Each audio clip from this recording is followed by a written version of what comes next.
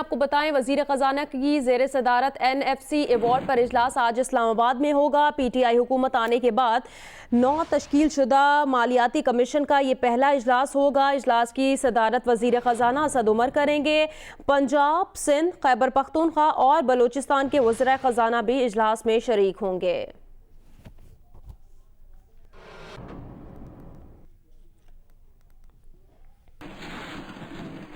वफाकी वजीर फैसल वावडा के बयान पर मुस्लिम लीग नून के रहनुमा राना सनाउल्लाह बरस पड़े। कहा, हुकूमती वजीर अपनी खराब कारकर्दगी से अवाम और मीडिया की तवज्जो हटाने के लिए ऐसे बयानात दे रहे हैं। अगर नवाज शरीफ को जमानत मिल गई जिसके बीमारी की बुनियाद पर इम्कानात हैं, तो क्या ये कहा जाएगा कि डील करके जमानत दी गई? क्या ये भी कहा जाएगा कि उन्हें सजा भी डील के तहत हुई थी?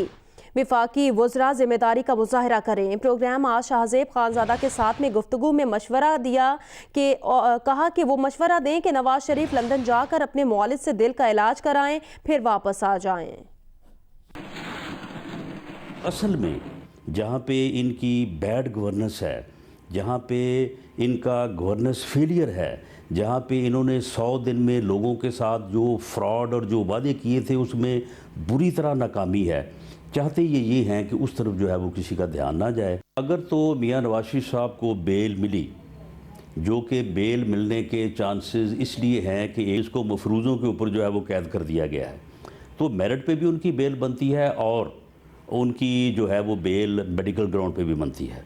आप मुझे ये बताएं कि हाई कोर्ट के जज जो हैं वो अगर ज़मानत लेंगे तो मियां साहब बाहर आएंगे ना, तो क्या उन्होंने ज़मानत जो है वो डील के नतीजे में लेनी है? तो फिर अगर डील के नतीजे में लेनी है तो फिर सज़ा भी फिर किसी डील के नतीजे में हुई है।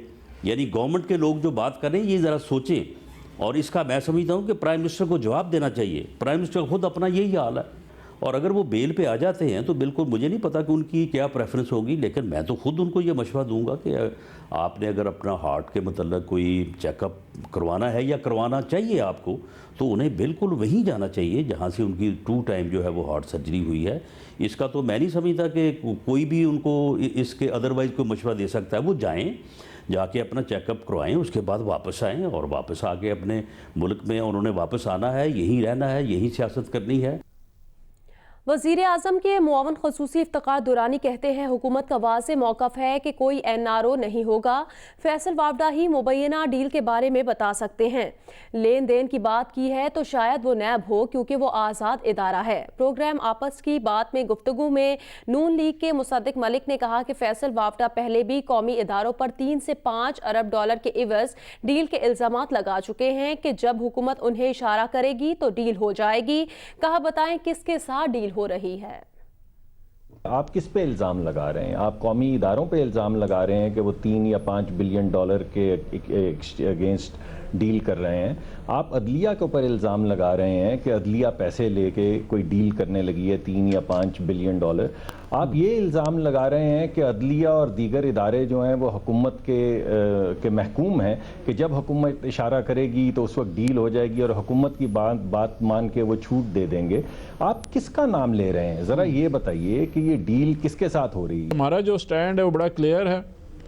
हम जो हमारे अकाउंटेबिलिटी और मेन प्लैंक है, कोई NRO नहीं दिया जाएगा, ना ही ना मेरे इल्म में ऐसी कोई बात। बाकी जो फैसल वाडा साहब अब इसको ज़्यादा एक्सप्लेन कर सकते हैं कि क्या हुआ और क्या नहीं हुआ। जो प्रोसेस है, अगर कहीं पे लेन देन की बात हो तो नैब हो सकता है, जो कि इस वक्त टोटली इंडिपेंडेंट है और अपना काम कर रहा है।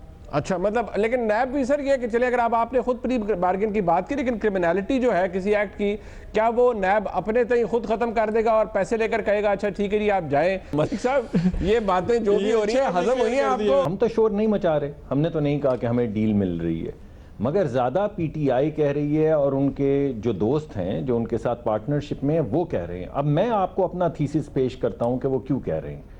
मैंने आपको पहले भी ये कहा है कि उनको ख़तरा ये नहीं जेल है, उनको ख़तरा ये है कि नया खेल है।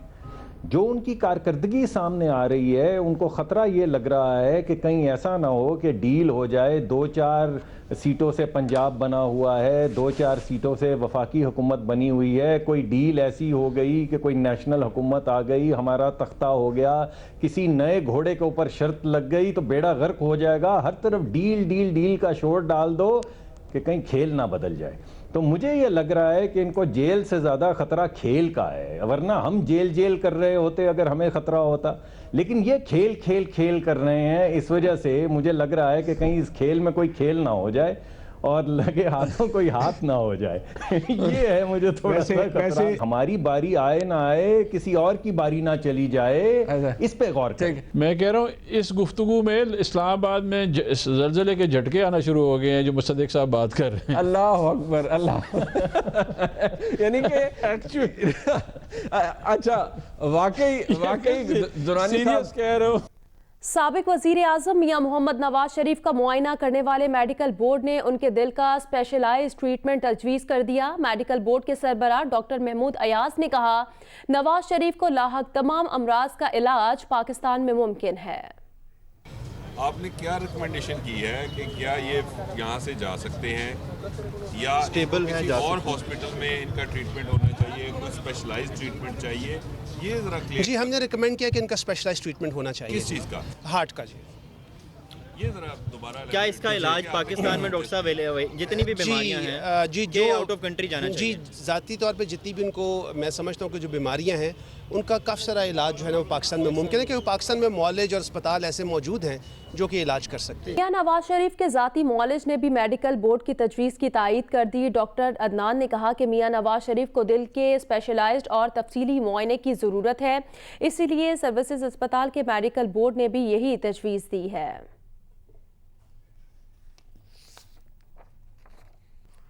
वज़ीर आला पंजाब से वज़ीर कानून पंजाब राजा बशारत की मुलाकात हुई। मेडिकल सुपरिटेंडेंट बेनज़ीर भुट्टो अस्पताल रावलपिंडी डॉक्टर तारिक नियाज़ी को बहाल करने के अहकामात जारी कर दिए गए।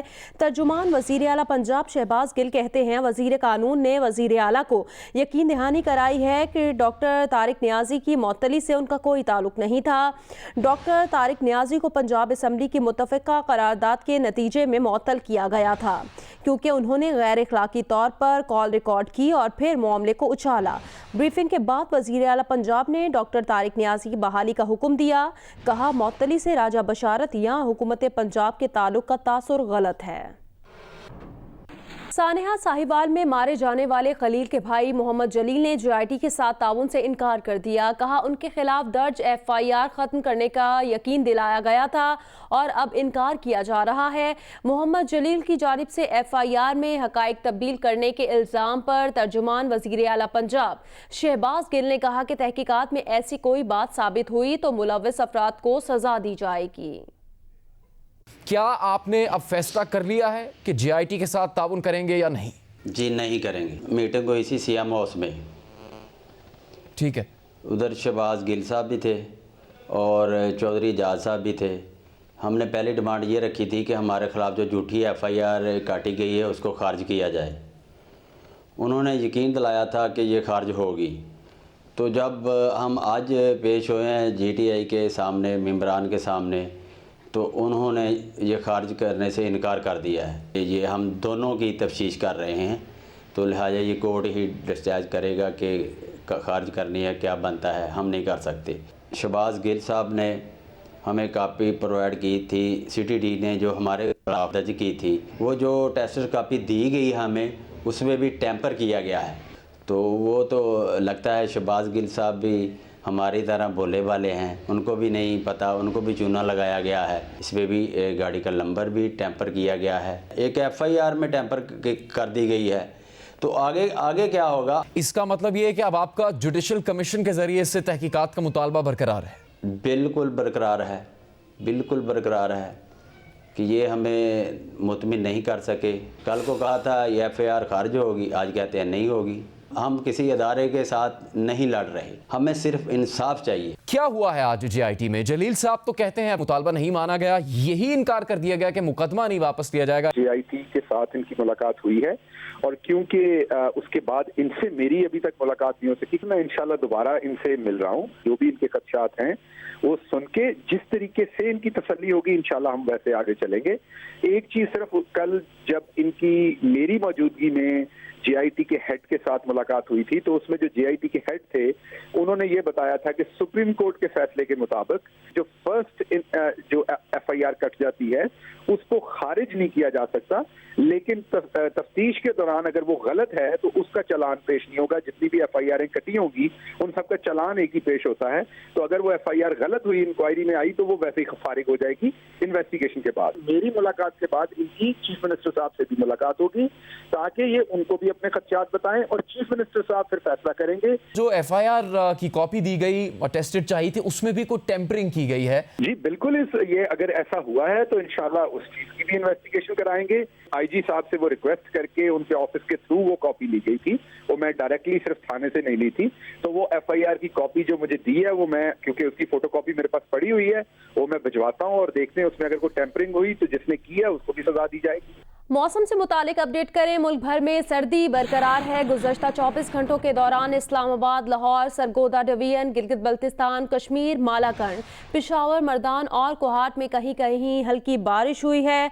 और गुज़श्ता 24 घंटों के दौरान सबसे ज़्यादा सर्दी स्कर्दू में पड़ी, जहां दर्जा हरारत -11 डिग्री रिकॉर्ड किया गया। बगरोट और गोपिस में -6, कालाम, मस्तोर और हुंजा में -4, पारा चिनार में -3 डिग्री रिकॉर्ड किया गया। गुज़श्ता 24 घंटों के दौरान इस्लामाबाद में कम से कम दर्जा हरारत 60 डिग्री रिकॉर्ड किया गया। कराची में 14, लाहौर में 8, पेशावर में 9, कोयटा में 4, मुजफ्फराबाद में 4, फैसलाबाद में 9, मुल्तान में भी 9 और हैदराबाद में कम से कम दर्जा हरारत 10 डिग्री रिकॉर्ड किया गया। महकमा मौसमियात का कहना है कि बालाई खैबर पख्तूनख्वा, शिमाल मशरकी पंजाब, इस्लामाबाद, गिलगित बल्तिस्तान और कश्मीर में अक्सर मकामात पर बारिश का इम्कान है।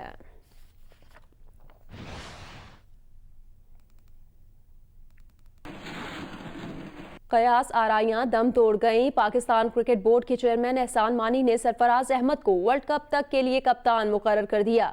चेयरमैन PCB का कहना है कि T20 में मुसलसल 11 सीरीज जीतने का आलमी रिकॉर्ड भी सरफराज की कप्तानी में बना है। इनकी कप्तानी में वनडे रैंकिंग भी बेहतर हुई। हर फॉर्मेट के लिए अलग अलग कप्तान की ज़रूरत नहीं। मैं आप लोगों को फिर आज कहना चाहता हूँ कि इसमें कोई शक नहीं है कि सरफराज हमारे कप्तान हैं। वो ऑस्ट्रेलिया सीरीज़ के लिए कप्तानी करेंगे, वर्ल्ड कप में कप्तानी करेंगे। इनकी कप्तानी में कोई प्रॉब्लम नहीं है, टेस्ट में भी और ODIs में भी। इनके दौर में हमारे रिज़ल्ट्स कैसे रहे हैं, और अगर आप देखें जो हमारी परफॉर्मेंस T20s में रही है, 11 कंसेक्यूटिव विन्स, रिकॉर्ड है ये दुनिया का। जिस तरह हम लोग ने ODI उसमें परफॉर्म किए वो बड़ा क्रेडिबल है। तो सरफराज, मैं फिर आपसे कहता हूं कि आप कप्तान हैं और इंशाल्लाह आप ही के साथ चलेंगे आगे। अस्सलामुअलैकुम, मैं हूं हिफ्जा चौधरी और आप देख रहे हैं जियो न्यूज़। मज़ीद वीडियोस और अपडेट्स के लिए अभी सब्सक्राइब के बटन को क्लिक करें। देखते रहिए जियो न्यूज़।